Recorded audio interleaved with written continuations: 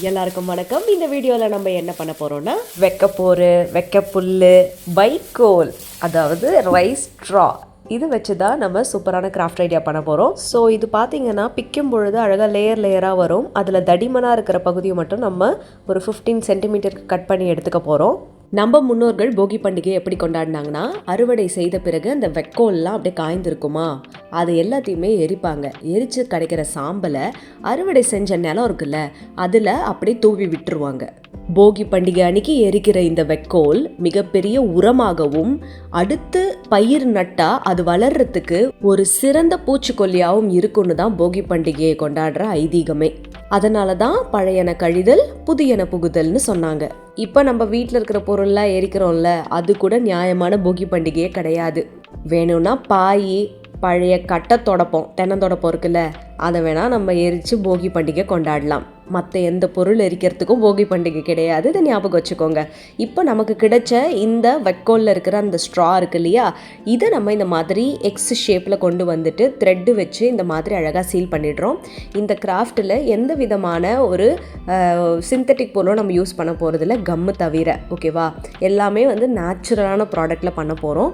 So இந்த மாதிரி ஸ்ட்ராங்காக இந்த ஸ்ட்ராவை எடுத்தாச்சு. அடுத்து நான் சொன்ன மாதிரி ஃபெவிபாண்ட் இப்படி அப்ளை பண்ணிவிட்டு, அது மட்டும்தான் சிந்தட்டிக் பொருள், அதை அப்ளை பண்ணிவிட்டு இந்த வெக்கோலுடைய ஸ்ட்ரா தடியாக இருக்கும்ல, அதை இதில் வச்சு இந்த மாதிரி நம்ம 4 பக்கமும் வச்சு கட் பண்ணி அழகாக எடுத்துடுறோம். ஸோ ஒரு ஸ்கொயர் ஷேப் நமக்கு கிடைச்சிடும்.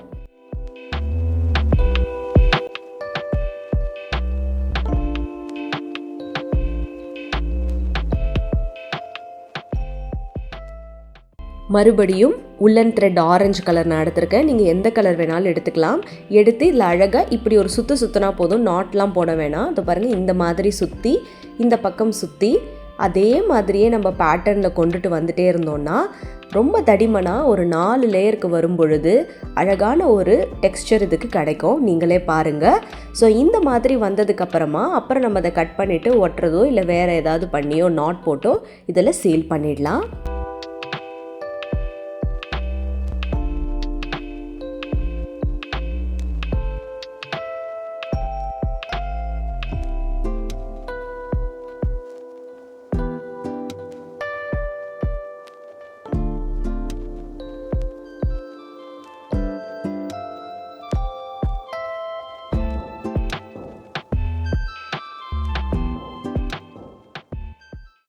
இப்போ நம்ம இதை ரெடி பண்ணியாச்சு.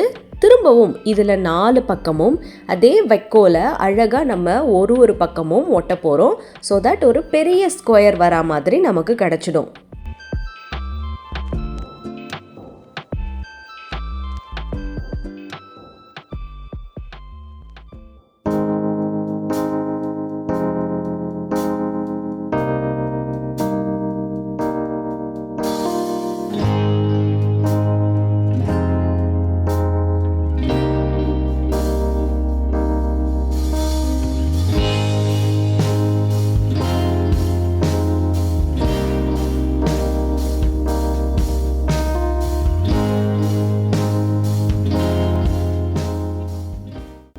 இப்போ இது தயாராச்சு.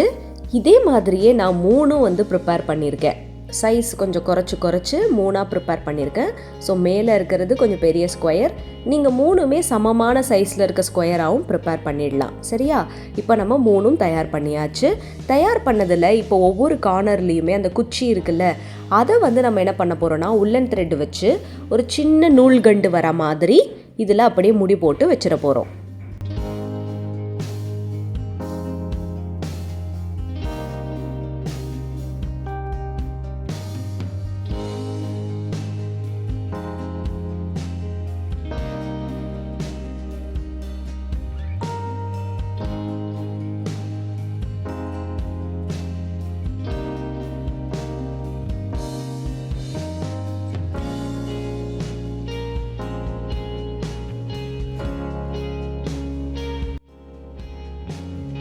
இப்போ இது எவ்வளோ அழகாக மாறிடுச்சு பார்த்தீங்களா? இதை நம்ம அடுத்து என்ன பண்ண போகிறோன்னா, ஒரு நூல் வச்சு 3த்தையும் லைனாக இணைக்க போகிறோம். அதுக்காக சேம் ஆரஞ்சு த்ரெட்டு எடுத்திருக்கேன். இப்போ நீங்கள் என்ன கலர் த்ரெட் எடுக்கிறீங்களோ இதில் வந்து நீங்கள் ஆரஞ்சு யூஸ் பண்ணலாம், எல்லோ யூஸ் பண்ணலாம், ரெட் யூஸ் பண்ணலாம், ப்ளூ யூஸ் பண்ணலாம். ரொம்ப அழகாக இருக்கும். இதை 3 நூலாக எடுத்து நம்ம தலைக்கு பின்னல் போடுற மாதிரியே இதுலேயும் பின்னல் போட போகிறோம். பின்னல் போட்ட பிறகு இதில் கம் அப்ளை பண்ணி நம்ம ப்ரிப்பேர் பண்ணி வச்சுருக்க அந்த ஸ்கொயர் ஸ்ட்ரா ஹே இருக்குல்ல, அதை இதில் ஒட்டிட போகிறோம்.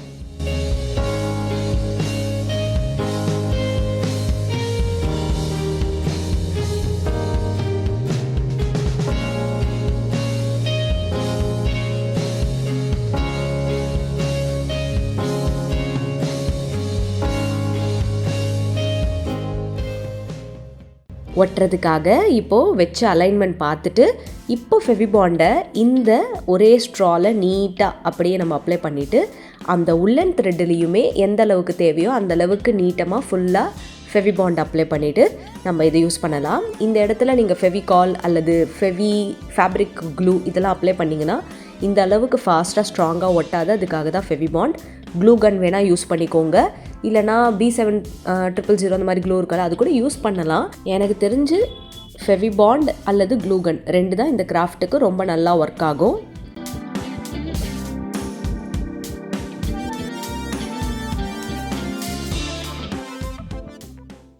இப்போ ஃபெவிபாண்ட் 7 நிமிஷம் காஞ்சாச்சு. இப்போ இதை அப்படியே நம்ம அந்த பின்னல் த்ரெட்டில் இப்படி பேக் சைடில் அழகாக ஃபிட் பண்ணிடுறோம். ஸோ 3 ஸ்கொயரையுமே இதில் அழகாக நம்ம திருப்பி வச்சு ஃபிக்ஸ் பண்ணிடலாம். நெற்கதிர்கள் இருக்குல்ல, நெல் குவியலாக இருக்கும் பாருங்கள், அதை எடுத்து வாசலில் தோரணமாக கட்டுற பழக்கம் நம்ம முன்னோர்களுக்கு இருக்குது. இதுக்கு பின்னாடி இருக்க சுவாரஸ்யமான விஷயம் என்னென்னா, நம்ம முன்னோர்கள் தான் மட்டும் வாழறது இல்லாமல் தன்னை சார்ந்து உள்ள இயற்கையான மற்ற விஷயங்களையும் வாழ வைக்கிறதுல வல்லவர்கள். அந்த மாதிரி நம்ம வாசலில் நெற்கதிர் தோரணம் கட்டும்போது சின்ன சின்ன சிட்டுக்குருவிகள், பல பறவைகள் நம்ம வீட்டுக்கு வந்து அந்த நெற்கதிரை வந்து சாப்பிடும். இதனால் அந்த பறவைகளும் மகிழ்ச்சியாக இருக்கும், அது எழுப்புகிற சத்தத்தால் நம்மளும் மகிழ்ச்சியாக இருப்போம். இது ஒரு கரெக்டான ஈகோசிஸ்டமாக இருக்கும். அதுக்கு தான் நெற்கதிர் தோரணத்தை சுபிக்ஷத்தின் அடையாளமாக சொல்கிறாங்க. இப்போது எனக்கு நெற்கதிர் அப்படி அழகாக கிடைக்கல, ஆனால் இந்த வைக்கோலில் இருந்த அந்த தானியங்கள் இல்லாத இந்த நெற்கதிரை ஹோல்டு பண்ணியிருக்கோம் இல்லையா, அந்த போர்ஷன் இருக்குது.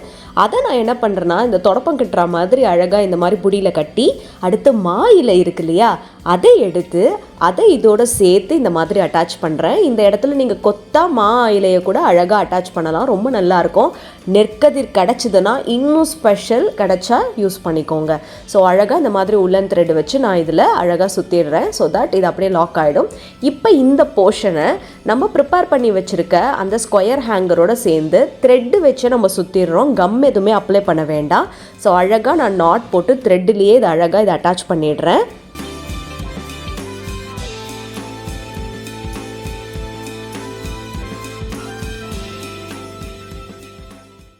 சூப்பராக இதில் இதை அட்டாச் பண்ணியாச்சு. இப்போது இந்த தோரணம் பாதி ரெடி.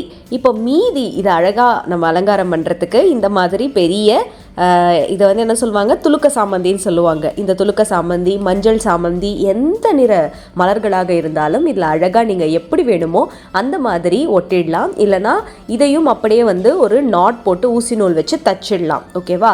ஏன்னா இது சீக்கிரம் வாடிடுன்றதுனால டபுள் டேப் போட்டு ஒட்டிடலான்னு யூஸ் பண்ணியிருக்கேன். மேலே இருக்கிற அந்த துலுக்க சாமந்தியை நூலோடு சேர்த்து அப்படியே கட்டிட்டேன். அதனால ஈஸியாக ஃபிட் ஆகிடுச்சு. ஏன்னா அதுக்கு பின்னாடி காம்பு பெருசாக இருக்கும் இல்லையா, அதனால்.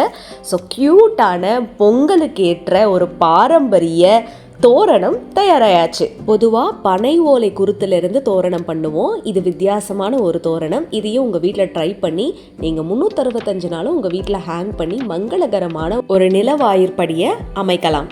பாரம்பரியம் போட்டுருவோம். ஐடியா பிடிச்சா லைக் பண்ணுங்கள். Bye by.